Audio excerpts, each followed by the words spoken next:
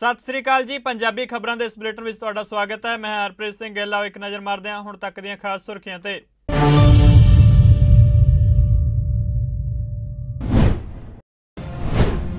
दिल्ली के मुख्यमंत्री अरविंद केजरीवाल ने चोणों नूं लैके कीता सनसनीखेज दावा। कहा सतेंद्र जैन नूं गिरफ्तार करने वाला ईडी। कहा असीं सरकार दी एजेंसियां तो डरन वाले नहीं।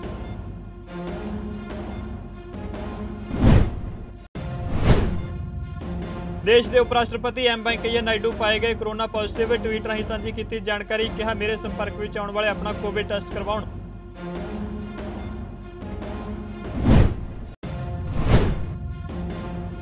कैप्टन अमरिंदर सिंह वालों पंजाब विधानसभा चोणों के मद्देनज़र 22 उम्मीदवारों की पहली सूची जारी। कैप्टन अमरिंदर सिंह पटियाला तो लड़नगे चोण।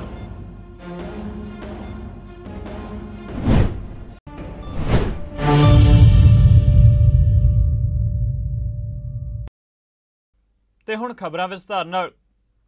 दिल्ली के मुख्यमंत्री अरविंद केजरीवाल ने सनसनीखेज दावा किया। प्रेस कॉन्फ्रेंस में केजरीवाल ने कहा कि पंजाब चोणों तो पहला एनफोर्समेंट डायरैक्टोरेट सतेंद्र जैन को गिरफ्तार करने वाला है। दिल्ली के मुख्यमंत्री ने कहा कि सानू अपने सूत्रों तो पता लगे कि पंजाब चोणों तो पहला ईडी सतेंद्र जैन को गिरफ्तार करने वाली है। उन्होंने कहा कि एजेंसियों का स्वागत है। जैन के उपर पहला भी केंद्र सरकार 2 बार रेड करवा चुकी है। उन्होंने कुछ नहीं मिला। फिर तो जेकर वो आना चाहते हैं तो उनका बहुत बहुत स्वागत होगा। देश के उप राष्ट्रपति M Venkaiah Naidu corona positive पाए गए ने। उप राष्ट्रपति के दफ्तर ने ट्वीट करके जानकारी दी है। उप राष्ट्रपति दफ्तर ने ट्वीट किया कि उप राष्ट्रपति M Venkaiah Naidu covid test report में सकारात्मक पाए गए ने। फिलहाल वो हैदराबाद में ने।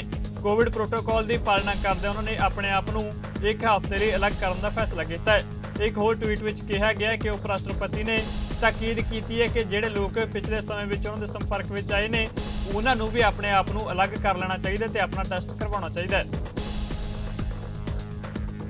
अफगानिस्तान के पश्चिम में स्थित हेरात सूबे में एक मिनी वैन में होए बंब धमाके में घट्टो घट्ट 7 लोगों की मौत हो गई और लगभग 9 जख्मी हो गए।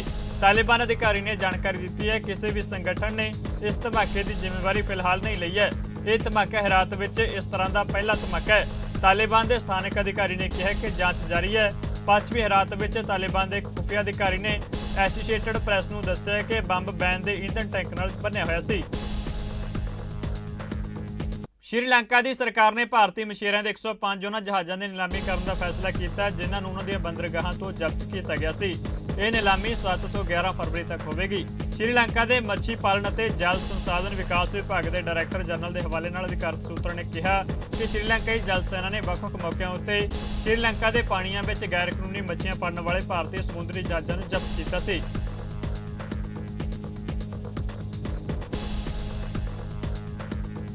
पंजाब लोक कांग्रेस के प्रधान कैप्टन अमरिंदर सिंह वालों पंजाब विधानसभा चोणों के मद्देनज़र 22 उम्मीदवारों की पहली सूची जारी की गई है जिस विच मालवा तो 17, माझा तो 2 और दुआबा तो 3 उम्मीदवारों के नाम का ऐलान किया गया। कैप्टन पटियाला शहर तो खुद चोण लड़नगे।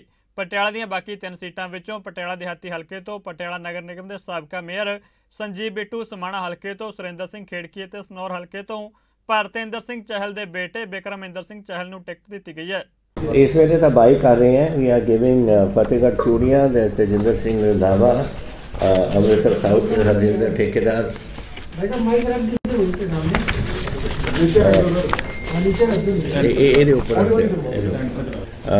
पलाथ तो गोरा गिल, नकोदर तो अपने former all India hockey captain Ajitpal Singh, then Nawanshahr तो सतवीर पली चिक्की,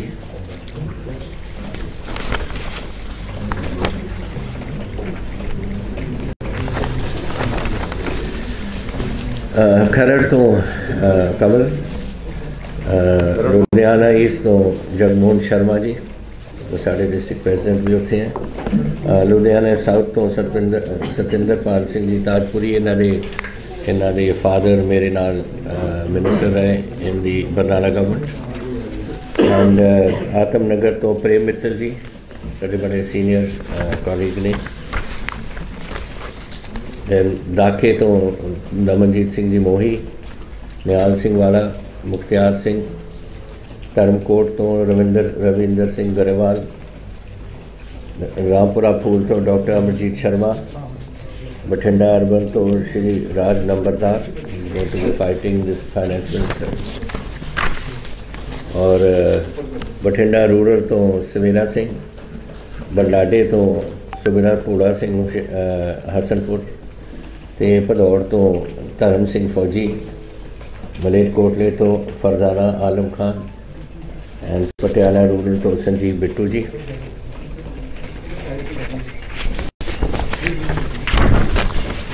एंड सनौर तो विक्रम इंद्र सिंह चहल, समाने तो सुरिंदर सिंह खेड़की, ते अखीरला मैं हैगा I am fighting Patiala. So आप बाई ने और असी we will be doing about 22 more in the next 2 days. संयुक्त समाज मोर्चे वालों विधान सभा चोणों लिए 8 होर उम्मीदवारों की सूची जारी की गई है। मोर्चे वालों बाबा चमकौर सिंह नूं बठिंडा देहाती, राज कुमार महल खुर्द नूं बंगा, रिशपाल सिंह राजू नूं ਚੱਬੇਵਾਲ, चौधरी खुशी राम नूं फगवाड़ा, डॉक्टर जंग बहादुर सिंह राय नूं गढ़शंकर, जसवंत सिंह रंधावा नूं मुकेरियां, गोरा सिंह नूं भदौड़, कुलदीप सिंह डल्ला नूं जगराओं तो उम्मीदवार ऐलाने गए। श्रोमणी अकाली दल बादल के प्रधान सुखबीर सिंह बादल ने दावा किया कि पंजाब में श्रोमणी अकाली दल बादल और बसपा गठजोड़ की सरकार बनेगी। उन्हें कहा कि पंजाब के लोग पंथक पार्टी को तरजीह देंगे। दस दें कि सुखबीर सिंह बादल संगरूर हल्के तो उम्मीदवार बेनरजीत सिंह गोल्डी के हक में चोण प्रचार करने पहुंचे सन। श्रोमणी अकाली दल में कांग्रेस तो आम आदमी पार्टी तो ढींडसा पार्टी तो सारे ही श्रोमणी अकाली शामिल हो गए हैं। एक बहुत वड्डा बल साडे उम्मीदवार गोल्डी जी नूं मिलिया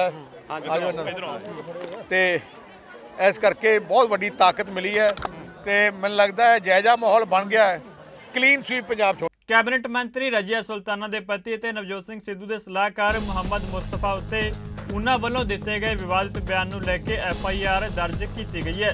जिक्रयोग है कि शनिवार पंजाब कांग्रेस पार्टी के प्रधान नवजोत सिंह सिद्धू के सलाहकार और पंजाब के साबका DGP मुहम्मद मुस्तफा ने हिंदुओं खिलाफ विवादित बयान दिता सी, जिस तो बाद इसकी हर पासों निखेधी हो रही थी। इस दौरान मुकदमा दर्ज किया गया।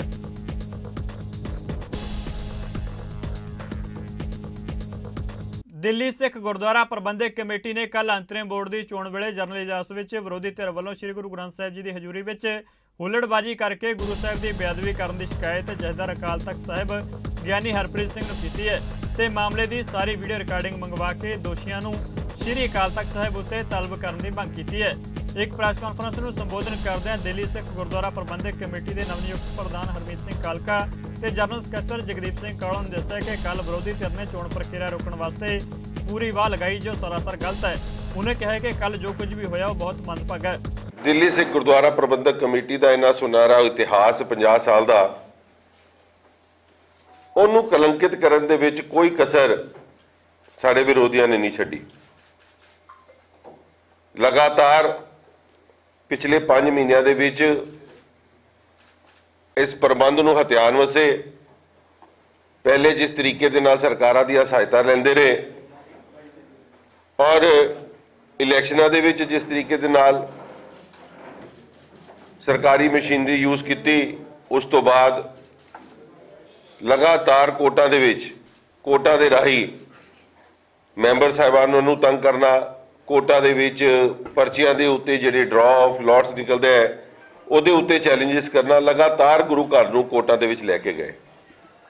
मगर कल इंतहा हो गई इस गल दी कि ना दिल्ली दी संगत दे मैंडेट नूं मन्निया, ना गुरु दा पै और गुरु महाराज दी हजूरी दे विच कल जिस तरीके दे नाल उन्होंने हुल्लड़बाजी की, इत्थे किस तरीके दे नाल अपनी जोर अजमाइश करने की कोशिश की, अपने राजनीतिक बल नूं इस्तेमाल करन दी, अपने पैसे दे बल नूं इस्तेमाल करन दी, उहदी इंतहा कल उन्होंने करती। जिस तरीके दे नाल कल गुरुद्वारा कमेटी की जिस वक्त चोण हुई, जो एक प्रथा होंदी है गुरु महाराज की हजूरी दे विच अरदास करके, और इस गल दे विच अरदास दे विच ये गल कीती गई कि सारिਆਂ ने एक प्यार इतफाक दे नाल मिल के संगत दिते हुए इस फतवे नूं मनदे हुए अपनी चोण कराउणी है। मगर ना गुरु दा पै ना अकाल पुरख दा डर, जिस तरीके दे नाल अपनी हौमे दे विच आके उन्होंने हर गल नूं चैलेंज करने की कोशिश की। मैं मीडिया के राही दिल्ली की संगत नूं, दिल्ली के चुने हुए सारे दिल्ली सिख गुरुद्वारा प्रबंधक कमेटी के मैंबर साहिबान नूं भी ਕੱਲ੍ਹ ਲਈ ਸੱਦਾ ਦਿੰਦਾ ਕਿ ਜੋ ਕੱਲ੍ਹ ਮਹਾਰਾਜ ਦੀ ਹਜ਼ੂਰੀ ਦੇ ਵਿੱਚ ਕਾਨੂੰਨਾ ਪਾਪ ਸਰਨਾ ਭਰਾਵਾਂ ਨੇ ਔਰ ਸਰਦਾਰ ਮਨਜੀਤ ਸਿੰਘ ਜੀ ਕੇ ਉਹਨਾਂ ਨੇ ਕੀਤਾ, ਜਿਸ ਤਰੀਕੇ ਦੇ ਨਾਲ ਹੁੱਲੜਬਾਜ਼ੀ ਕੀਤੀ ਹੈ, ਉਹਦੇ ਲਈ ਗੁਰਦੁਆਰਾ ਪ੍ਰਬੰਧਕ ਕਮੇਟੀ ਦੇ ਪ੍ਰਬੰਧਕ ਹੋਣ ਦੇ ਨਾਤੇ ਸਾਡੀ ਸਭ ਤੋਂ ਵੱਡੀ ਜ਼ਿੰਮੇਵਾਰੀ ਬਣਦੀ ਹੈ ਕਿ ਅਸੀਂ ਇੱਕ ਪਛਤਾਪ ਦਾ ਕੱਲ੍ਹ ਅਖੰਡ ਪਾਠ ਸਾਹਿਬ ਗੁਰਦੁਆਰਾ ਰਕਾਬਗੰਜ ਸਾਹਿਬ ਸਵੇਰੇ 11 ਵਜੇ ਆਰੰਭ ਕਰਾ ਰਹੇ ਹਾਂ। ਉਹਦੇ ਵਿੱਚ ਆਪਣੀ ਹਾਜ਼ਰੀਆਂ ਭਰੀਏ, ਗੁਰੂ ਮਹਾਰਾਜ ਅੱਗੇ ਅਰਦਾਸ ਕਰੀਏ ਕਿ ਇਹ ਭੁੱਲਾ ਬਖਸ਼ ਦੇਣ। ਗੁਰਦੁਆਰਾ ਪ੍ਰਬੰਧਕ ਕਮੇਟੀ ਦੇ ਪ੍ਰਬੰਧ ਦੀ ਗੱਲ ਹੈ ਔਰ ਜਿਸ ਤਰੀਕੇ ਦੇ ਨਾਲ ਸਾਹਿਬ ਸ੍ਰੀ ਗੁਰੂ ਗ੍ਰੰਥ ਸਾਹਿਬ ਮਹਾਰਾਜ ਜੀ ਦੀ ਬੇਅਦਬੀ ਦੀ ਗੱਲ ਹੋਈ ਹੈ, ਉਹਨਾਂ ਦੇ ਸਾਹਮਣੇ ਜੋ ਨਿਰਾਦਰ ਕੀਤਾ ਗਿਆ, ਸਾਰੀ ਕਮੇਟੀ ਨੇ ਇੱਕ ਫੈਸਲਾ ਕੀਤਾ ਕਿ ਸਿੱਖ ਕੌਮ ਦੀ ਸਿਰਮੌਰ ਜਥੇਬੰਦੀ ਸ਼੍ਰੀ ਅਕਾਲ ਤਖਤ ਸਾਹਿਬ ਨੂੰ, ਉਹਨਾਂ ਦੇ ਜਥੇਦਾਰ ਸਾਹਿਬ ਨੂੰ ਅਸੀਂ ਪੂਰੀ ਇੱਕ ਰਿਪਰੈਜ਼ੈਂਟੇਸ਼ਨ ਬਣਾ ਕੇ ਭੇਜ ਰਹੇ ਹਾਂ।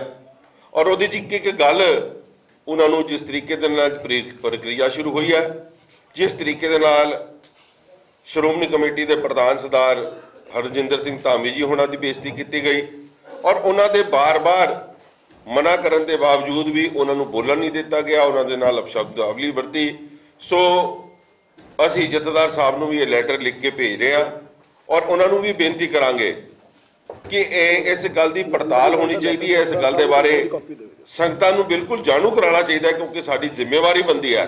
ਸੰਗਤ ਸਾਨੂੰ ਚੁਣ ਕੇ ਭੇਜਦੀ ਹੈ ਗੁਰੂ ਘਰ ਦੇ ਵਿੱਚ, ਗੁਰੂ ਘਰ ਦੇ ਪ੍ਰਬੰਧਾਂ ਨੂੰ ਜਿਹੜੀ ਹੈ ਉਹਨੂੰ ਪ੍ਰਬੰਧ ਨੂੰ ਸੁਚਾਰੂ ਰੂਪ ਨਾਲ ਚਲਾਉਣ ਦੀ, ਨਾ ਕਿ ਉਹਨਾਂ ਦੇ ਅੱਗੇ ਸਾਹਮਣੇ ਅਸੀਂ ਇਹੋ ਜਿਹੀਆਂ ਕੂੜ ਪ੍ਰਚਾਰ ਕਰੀਏ, ਉਸ ਇਹੋ ਜਿਹੀਆਂ ਸ਼ਬਦਾਵਲੀਆਂ ਵਰਤੀਏ, ਇੱਕ ਦੂਜੇ ਨਾਲ ਗਾਲੀ ਗਲੋਚ ਕਰੀਏ।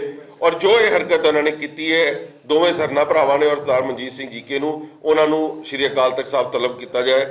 ਇਹ ਵੀ ਗੱਲ ਅਸੀਂ ਅੱਜ ਫੈਸਲਾ ਕਰਕੇ ਉਹਨਾਂ ਨੂੰ ਜਥੇਦਾਰ ਸਾਹਿਬ ਨੂੰ ਹੁਣੇ ਚਿੱਠੀ ਲਿਖੀ ਹੈ। ਸੋ ਸਾਰੇ ਮੀਡੀਆ ਦਾ ਮੈਂ ਧੰਨਵਾਦ ਕਰਦਾ। ਜਿਸ ਤਰੀਕੇ ਦੇ ਨਾਲ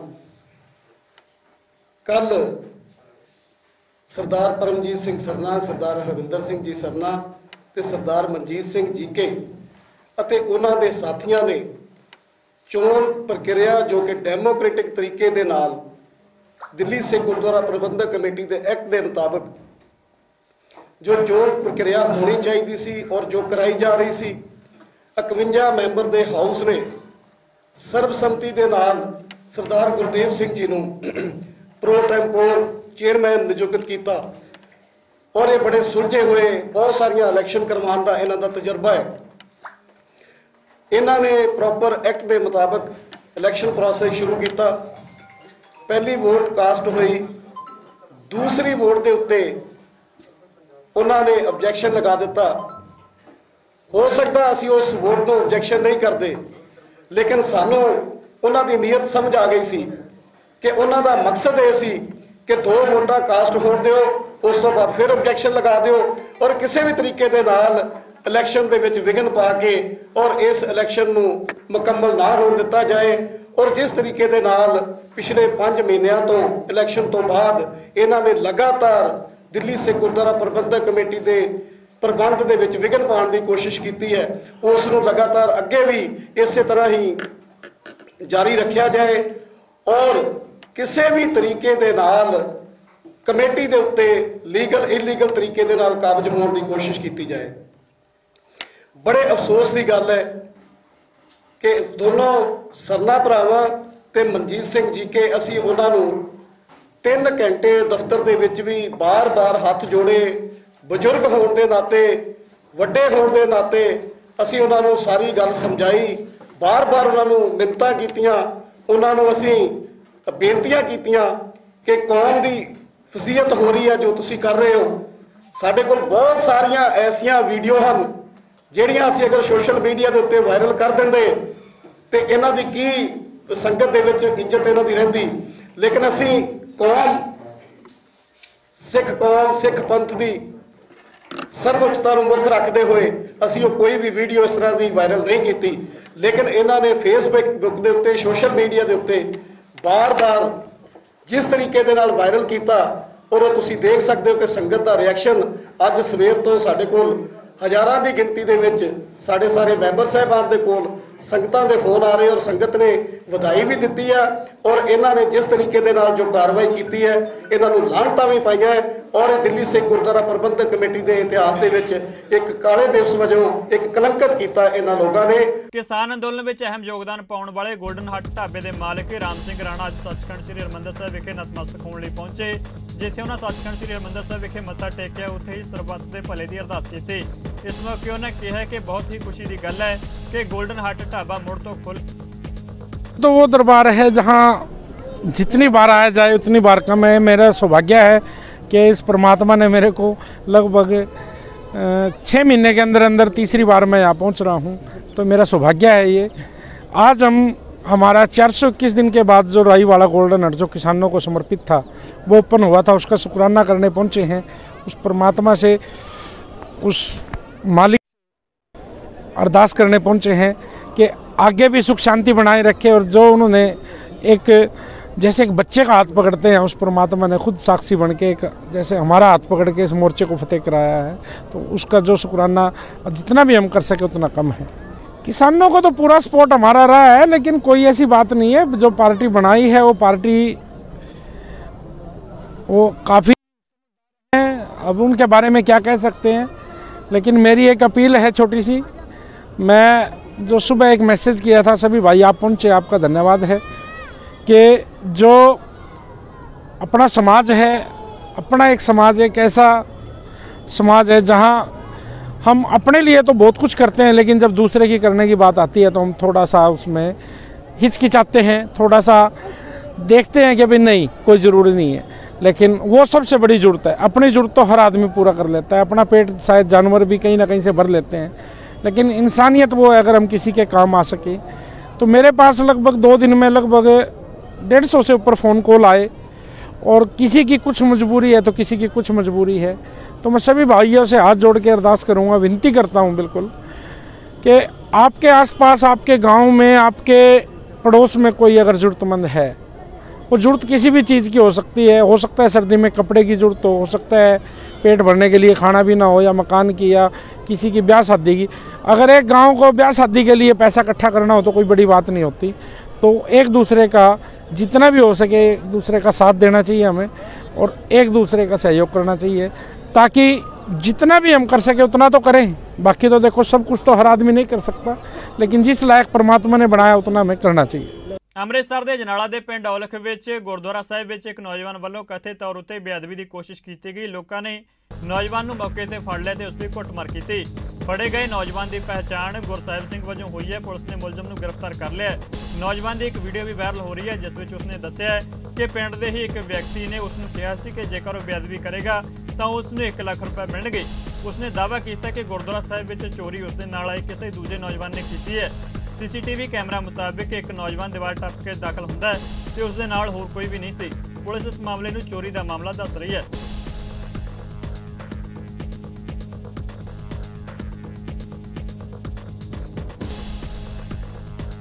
STF लुधियाना रेंज ने गुप्त सूचना के आधार उत्ते की गई नाकेबंदी दौरान एक कार सवार व्यक्ति ने 1 किलो 100 ग्राम हैरोइन ते नकदी समेत गिरफ्तार किया है। बरामद की गई हैरोइन की कीमत अंतरराष्ट्रीय बाजार में तकरीबन 5.5 करोड़ रुपए दसी जा रही है। प्रेस कॉन्फ्रेंस के दौरान पुलिस अधिकारी ने कहा कि गुप्त सूचना के आधार उत्ते कार्रवाई की गई है, जिस दौरान कामयाबी मिली है। हाँ जी, असी मुखड़ी के आधार से जोड़ा असी स्पैशल नाकाबंदी की सीगी लोडूवाल चौंक के लागे। मुखड़ी मिली सी कि नसीम सफ़ी और बिल्ला जोड़ा बॉर्डर एरिए तो जी हैरोइन लिया के वो लुधियाना एरिए सप्लाई करता। तो असी नाकाबंदी करके इनू कार समेत असी काबू किया। काबू करने तो बाद असी जो कार की तलाशी की तो कार की ड्राइवर सीट हेठों जी 1 किलो 100 ग्राम जी हैरोइन बरामद हुई। असी मौके पर कार्रवाई करके दोषी नसीम सफ़ी और बिल्ला जोड़ा मानयोग अदालत के पेश करके 2 दिन का पुलिस रिमांड हासिल किया। पुछगिछ दौरान ये गल सामने आई कि जिहड़ा दोषी है ये रॉकी नाम का मुंडा है छियाटे का, जो बार्डर एरिए तो जी सप्लाई दिंदा। तो उस संबंधी तफ्तीश चल रही है। कार्रवाई करके उसके खिलाफ भी असी कार्रवाई अमल में लियावांगे। ਅੰਮ੍ਰਿਤਸਰ ਵਿੱਚ ਅੱਜ ਸਿੱਖ ਜਥੇਬੰਦੀਆਂ ਵੱਲੋਂ ਦਰਬਾਰ ਸਾਹਿਬ ਦੇ ਆਲੇ ਦੁਆਲੇ ਕੁਝ ਦੁਕਾਨਦਾਰਾਂ ਵੱਲੋਂ ਪੱਗਾਂ ਕਿਰਾਏ ਉੱਤੇ ਦੇਣ ਦਾ ਪਰਦਾਫਾਸ਼ ਕੀਤਾ ਗਿਆ। ਕੁਝ ਦਿਨ ਪਹਿਲਾਂ ਇਸ ਬਾਬਤ ਅਖਬਾਰ ਵਿੱਚ ਇੱਕ ਖਬਰ ਛਪੀ ਸੀ, ਜਿਸ ਤੋਂ ਬਾਅਦ ਸਿੱਖ ਜਥੇਬੰਦੀਆਂ ਦੇ ਨੁਮਾਇੰਦਿਆਂ ਨੇ ਇੱਕ ਦੁਕਾਨਦਾਰ ਤੋਂ ਪੁੱਛ ਪੜਤਾਲ ਕੀਤੀ, ਜਿਸ ਦੌਰਾਨ ਦੁਕਾਨਦਾਰ ਨੇ ਆਪਣੀ ਗਲਤੀ ਮੰਨ ਕੇ ਮੁਆਫੀ ਮੰਗ ਲਈ ਤੇ ਅੱਗੇ ਤੋਂ ਅਜਿਹਾ ਨਾ ਕਰਨ ਦੀ ਗੱਲ ਆਖੀ ਹੈ।